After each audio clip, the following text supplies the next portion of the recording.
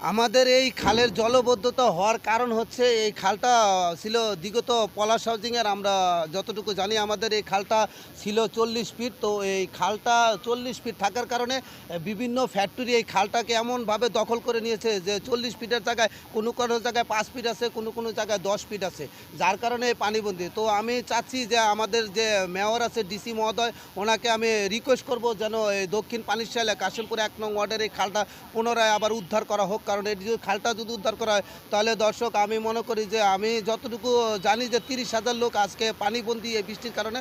যদি সারা রাত এরকম বৃষ্টি হয় তাহলে মনে হয় ঘরের ভিতরে প্রায় 3 ফিট পানি আছে, 5 ফিট পানি চলে যাবে, বন্যার চেয়েও কম না। আমি চাই এই খালটা পুনরায় উদ্ধার হোক। উদ্ধার হলে আমাদের সমাজের একটা বিশাল একটা কল্যাণ হবে এবং সমাজের সবাই সাধারণ মানুষ একটু ভালোভাবে চলতে পারবে। আপনারা দেখতেছেন মানুষ, মেয়ে লোক যাচ্ছে হাঁটুর উপরে কাপড় উঠিয়ে, এটা আমাদের জন্য একটা লজ্জাজনক ব্যাপার। কারণ সরকারের কাছে আমি বিনয় আবেদন করব যে আমাদের এই দক্ষিণ পানিশাল সিটি কর্পোরেশনের কার্যক্রমটা যেন আবার দ্রুতগতিতে চালু করে।